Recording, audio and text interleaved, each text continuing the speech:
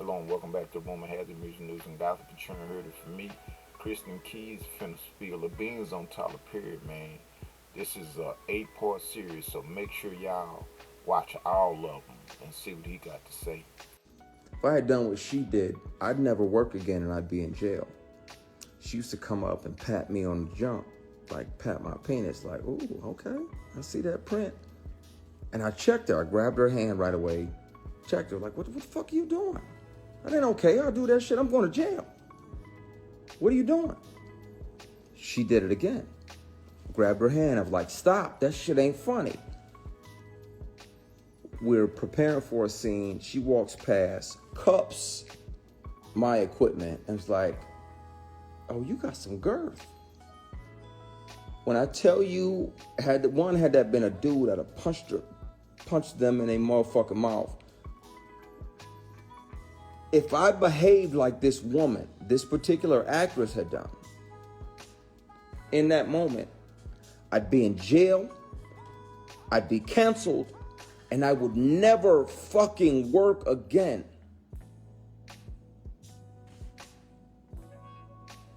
You don't get to walk past somebody and be like, oh, that's nice, and pat them on their fucking private.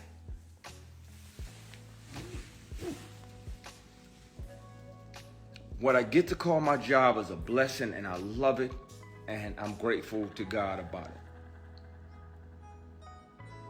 it. Nah, that absolutely wasn't Cheryl Pepsi Riley. Please don't do that. That's my heart. I love her to the moon and back. She's a consummate professional.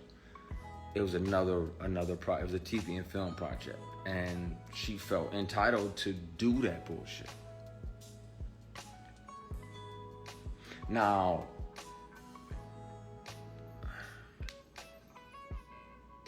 had I said something and she was higher than me on the call sheet, they would have just wrote me out. I'd have died.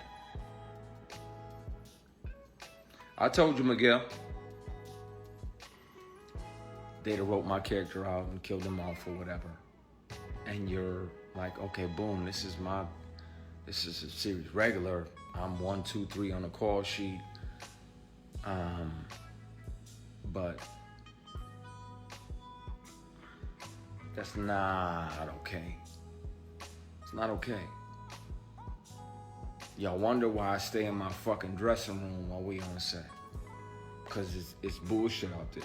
And it's people that don't appreciate and aren't there to honor the opportunity that we have. They're just doing whatever they want to, whatever they feel entitled to. Imagine a man walking past a woman saying, I see that print poking through.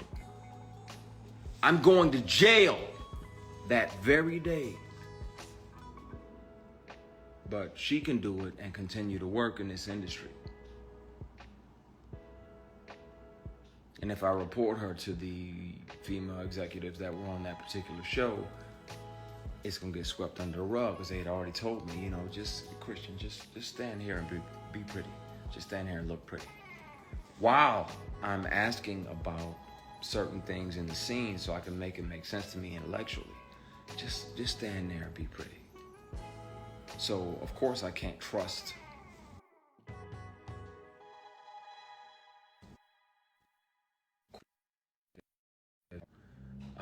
P, give me a minute. Chill out, I'm venting.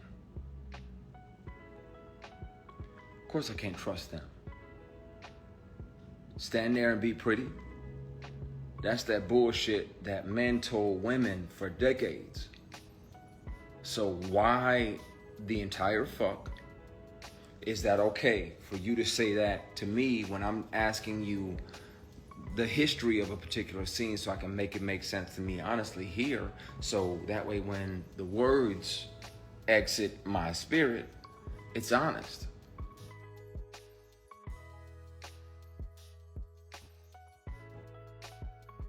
A few people calling me right now because they're probably seeing this and they're wondering if I'm actually gonna tip the can over, and I want to. I fucking want to so bad. Because I'm tired of carrying it.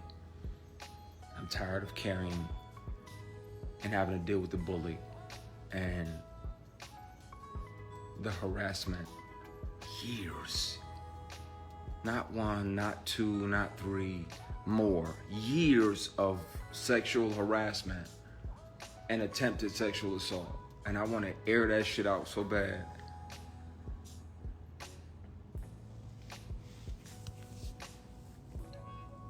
I'm having a night, clearly.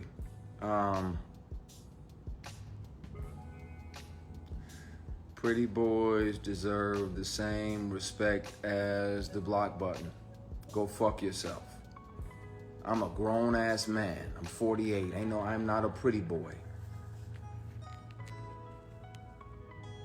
Can you hear me now? Can you hear me?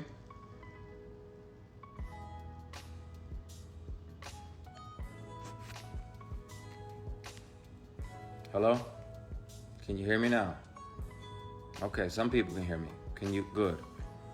Yeah, it's not, yeah. And if you know me, then you know I'm a grown man. Don't call me pretty boy. That's some bullshit. So, yeah, I needed to vent and get some of this out of my system because there's a vitriol that you carry when you deal with this. And there's a trauma that comes with it because you never know. Like, okay, is this meeting legit? Or is this some bullshit? Is this another one of those meetings where you meet with a black billionaire businessman, and while my manager was there, everything is everything. I got my Kinko's presentation with the plastic cover on it. I paid good money on this, good money. I'm running it down like you can invest in this, that, and the other. So when my manager leaves, he moves into a conference room. And I'm like, okay, what's the conference room? Nothing sketchy about this. Didn't realize that the doors on the side of the conference room right there led into his suite. So about 8 or 10 minutes, I'm nervous in my phone. I'm like, okay, what the fuck? Okay, you changing? You got to use the bathroom. Is it number 2?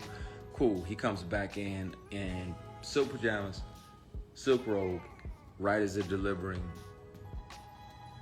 strawberries and champagne like this is Pretty Woman or a fucking date.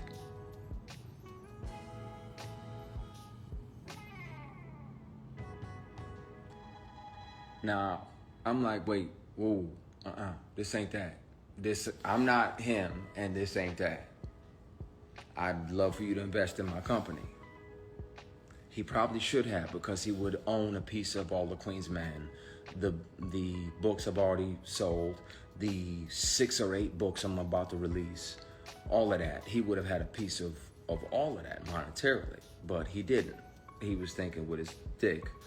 And yeah, he came back in, grabbed a strawberry, sat down, and I was like, yeah, I'm leaving. You got my presentation, I'm gone. He's like, are you sure? I said, yeah. Yes, I'm sure. I'm sure. He's like, are you sure?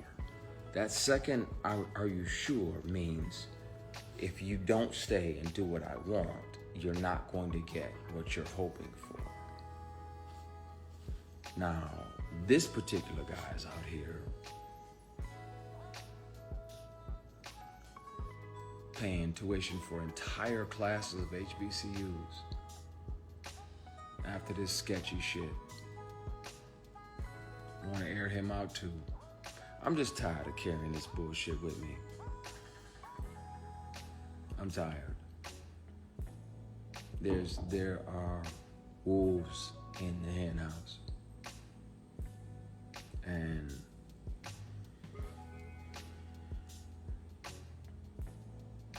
yeah, it's disappointing because you're like, okay, well, I want to learn from this person, or I want to learn from this person, or maybe partner with this person over here because he's invested in black companies, not knowing that he's a predator.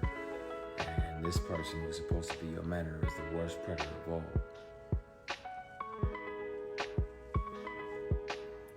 It's got to come out at some point. So, you carry shit and it gets heavy. I'm gonna call my brother back.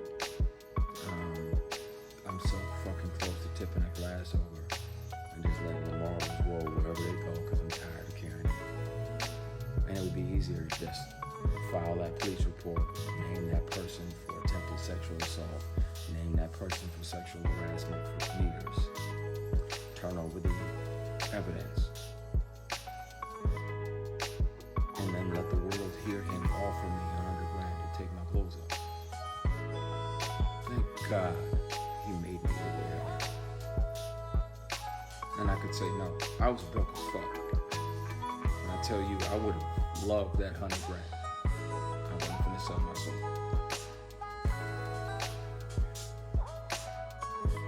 Yeah, there's some nice people in this neighborhood. There's some fine folks. You're gonna like it just fine. You just do me a favor. You stay away from nosy, gossiping hens, and you be okay. All right, I got to go now. The Home Shopping Club's coming on. See you later. How do rumors get started?